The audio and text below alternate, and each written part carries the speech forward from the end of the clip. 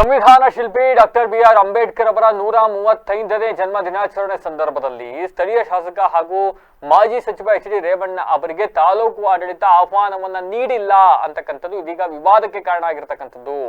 ಈ ಕುರಿತು ಮಾಜಿ ಸಚಿವರಾಗಿರ್ತಕ್ಕಂಥ ಎಚ್ ಡಿ ರೇವಣ್ಣ ಅವರು ತೀವ್ರ ಅಸಮಾಧಾನವನ್ನು ವ್ಯಕ್ತಪಡಿಸಿದ್ದಾರೆ. ಈ ವೇಳೆ ಮಾತನಾಡಿರ್ತಕ್ಕಂಥ ರೇವಣ್ಣ ಅವರು ಒಬ್ಬ ಶಾಸಕನಿಗೆ ಕಾರ್ಯಕ್ರಮದ ಆಹ್ವಾನ ಪತ್ರಿಕೆ ನೀಡುವ ಸೌಜನ್ಯ ಕೂಡ ತಾಲೂಕು ಆಡಳಿತ ತೋರಿಲ್ಲ.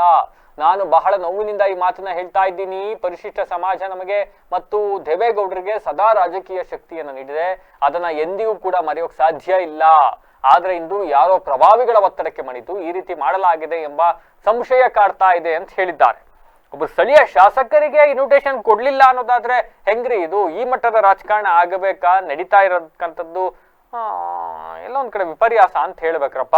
ಬಟ್ ತಹಸೀಲ್ದಾರ್ ಏನೋ ಮಾತನಾಡಿದ್ದಾರಂತೆ, ನಾವು ಇನ್ವಿಟೇಷನ್ ಕೊಟ್ಟಿದ್ದೀವಿ, ತಲುಪಿಸಿದ್ದೀವಿ ಇನ್ವಿಟೇಷನ್ ಅವ್ರ PA ಅವ್ರಿಗೆ ಅಂತ ಏನೋ ಹೇಳಿದ್ದಾರೆ. ಬಟ್ ಅದೇನು ಗೊಂದಲ, ಇದಕ್ಕೆ ಅವರೇ ಸ್ಪಷ್ಟನೆ ಕೊಡಬೇಕು. ಅವರು ಹುಟ್ಟುಹಬ್ಬನ ಆಚರಣೆ ಮಾಡ್ತಾ ಇದ್ದೀವಿ. ಭಗವಂತ ಇಡೀ ರಾಷ್ಟ್ರದ ಒಂದು ಸಂವಿಧಾನ ಶಿಲ್ಪಿ, ಇಡೀ ರಾಷ್ಟ್ರದ ಎಲ್ಲ ಸಮಾಜಕ್ಕೆ ತುಂಬ ಎರಡು ನಾಯಕರು ಅಂಬೇಡ್ಕರ್